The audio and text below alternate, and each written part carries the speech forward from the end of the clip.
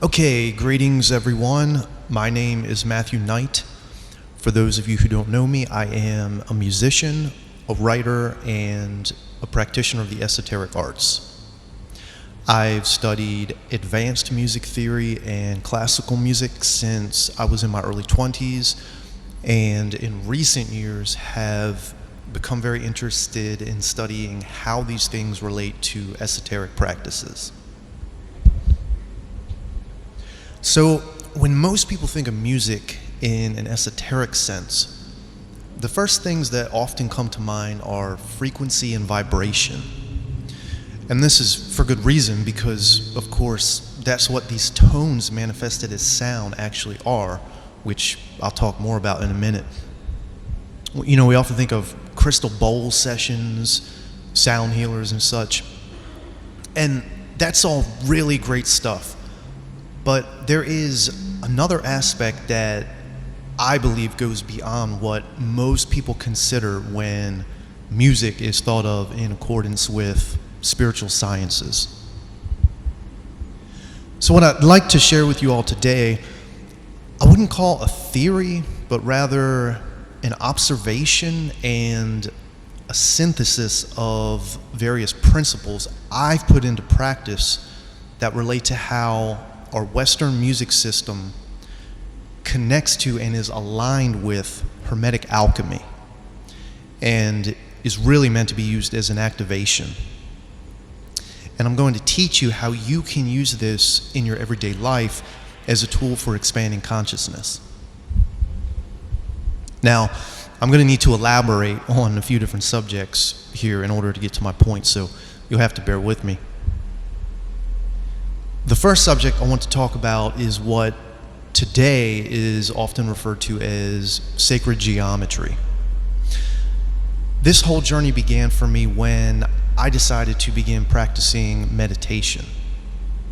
Now, I will say right from the beginning here that I personally believe that the best method for meditation is really just to quiet the mind and try to achieve what they call the great stillness. This is in order to connect with the field and ultimately to gain access to the knowledge of the higher worlds.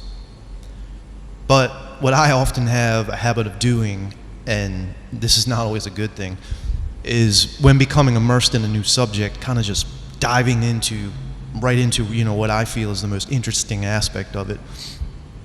So when I started practicing meditation, I was immediately drawn to these rather advanced meditation techniques, which incorporated sacred geometry.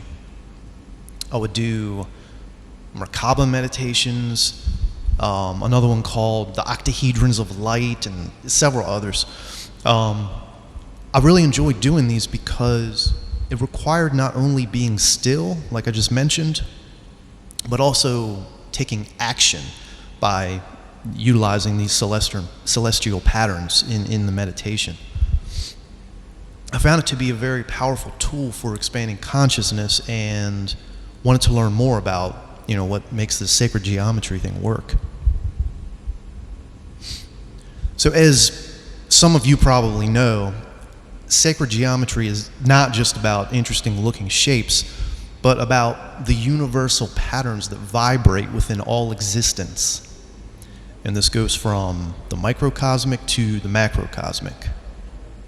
These specific symbols we've all contemplated are universal patterns that permeate all things on a frequential, vibratory, and energetic level. These shapes, which can be found in nature and all around us, are created by the sound and energy waves of the universe itself. So it's like in many spiritual texts where it says, "In the beginning was the Word." Well, that's exactly what it's saying, is that in the beginning was the vibration that gave rise to geometry. And these patterns gave rise to crystalline structures, which are the foundation of all matter. Now, from a mystical standpoint, sacred geometry can be used to activate psychic centers, bringing one to a highly vibrational state.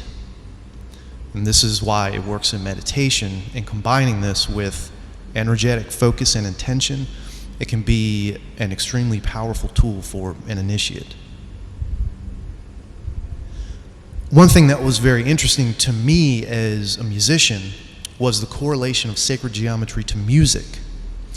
You see, these patterns all consist of various harmonies, which are the exact same we hear in music.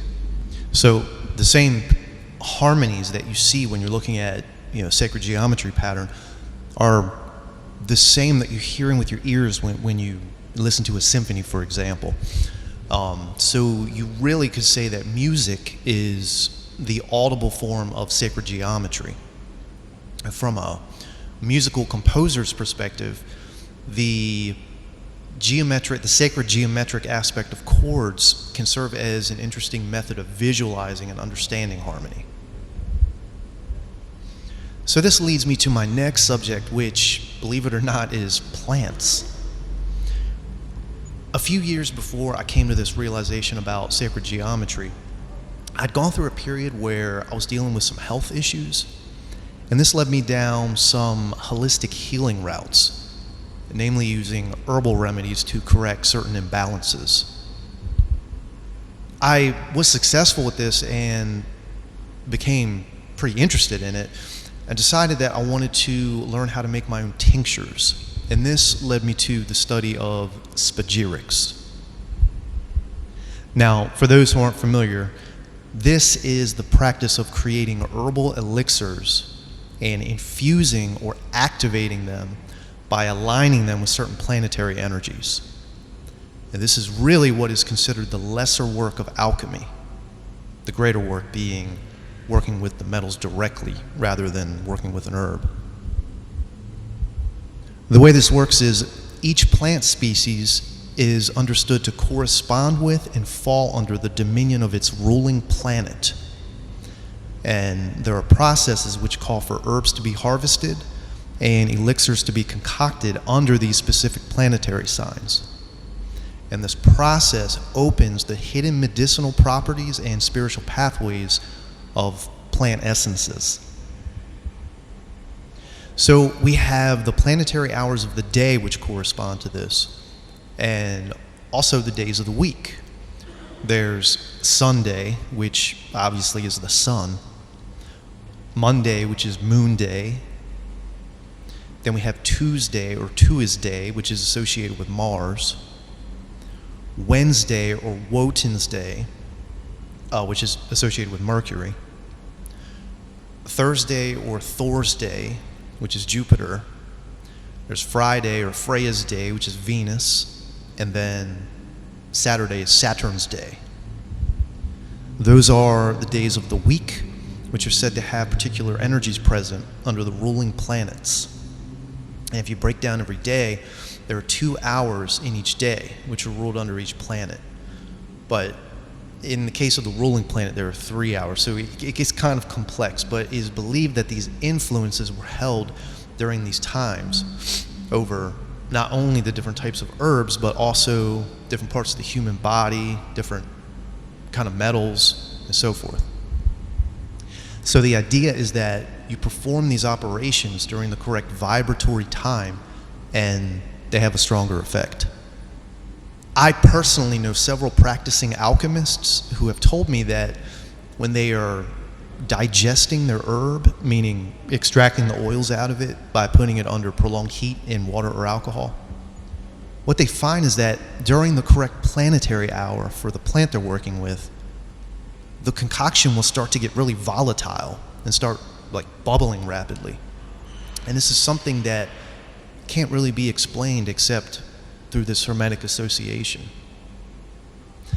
I actually made a strong spagyric elixir out of St. John's wort, which is ruled by the sun. I made it on the correct planetary day and hour, putting all my intention into it. And it actually turned out to be so strong that it caused me to have a seizure. Now, I have a history of that happening anyway, but it hadn't happened in a really long time. And I'd taken this herb several times in the past. Well, I didn't realize it, but as it turns out, triggering a seizure could be a possible potential side effect of St. John's wort.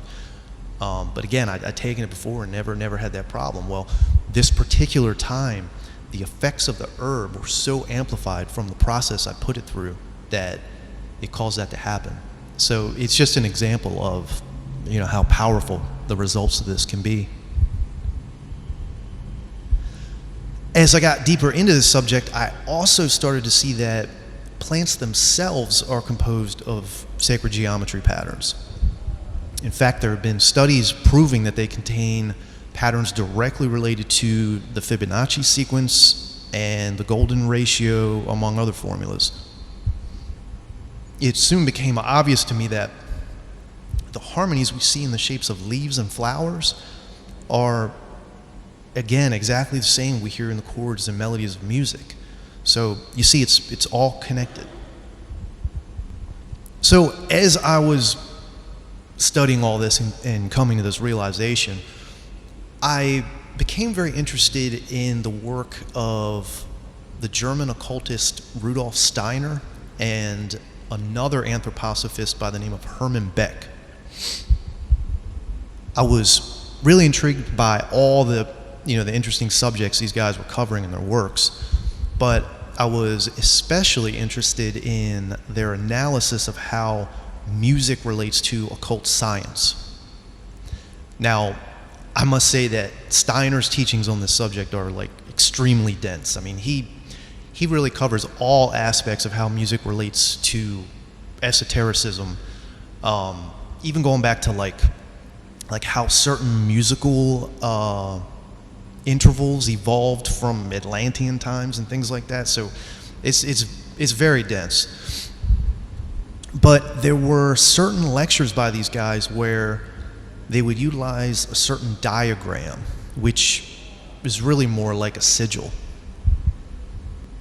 When we learn music theory in the very beginning, we're introduced to what is called the circle of fifths. This is a circular chart that shows all the musical key signatures along with their relative minors and the number of sharps and flats each contain. And having this visual tool was very beneficial to me as an early student of music theory, because I don't have an extremely mathematical brain when it comes to music. There are a lot of guys who can quickly count the number of whole steps and half steps and kind of understand music theory in this mathematical way, and I've always been envious of people who can do that. But again, for me, it was very helpful having this visual representation. And I remember thinking wow, this kind of looks like an occult diagram. I think at the time I had some books like the Lesser Key of Solomon, with all those sigils in there. But I kind of wrote this off as wishful thinking. Well, it turns out that what Steiner and these anthroposophists would do is they would take the circle of fifths and combine it with the zodiac, showing how the 12 keys in our modern music system also fall under an astrological dominion. So this displays each key signature as having a primary planetary correspondence, which is based on its intervals, mathematical ratios, energetics, and unique properties. What somewhat disappointed me about this, though, is that they really only use this tool as a way to show music's effect on the human experience, on a seasonal level. And I thought that was pretty interesting, but since I'd just gone through this whole realization of sacred geometry and alchemy and music as the audible form of sacred geometry and that whole connection, I decided I would experiment with applying these alchemical principles to the foundation that Steiner and Beck had already laid down. And what I found is that it works the exact same as it does with everything else. So you can see here The sigil connects the 12 astrological signs with the 12 chromatic tones and keys of our music system. Now, this can be utilized to activate the hidden energetic properties of the music itself. This reveals how each grouping of 7 notes, and of course, the possible modes and expressions contained within each one, link to the 12 signs, which then link to the planetary energies. This allows the composer to easily decipher the correlation of these key signatures and their ruling planets. So the heavenly spheres called upon are portals for the incoming cosmic forces, and these work upon the listener, each in its own appointed way, through using these keys at their correct time, just like I alluded to before, about the plants. So for a musician working in this way, and again, this is when everything is aligned, there's an activation which occurs. And this aligns the composer, putting them in direct command of these energies. And I'll explain in a minute why this works. So it is my belief, through my own practices, that when a composition is executed under the right conditions with intention, a unique energetic code can be embedded into the music that is recognized at a cosmic level. Each tone, then manifested as sound, has direct correspondence with the listener's inner experience on the etheric and astral levels. So remember, since we all vibrate as planetary beings with the earth, the cosmos, and all that is sacred geometry, the magical and transformational properties of the musician's intention becomes an energetic signature that is activated when these inner experiences occur at an initiatory level. So basically, composing in this manner with the intention of elevating the listener to the higher worlds, it transforms one from an earthbound musician to like a musical alchemist.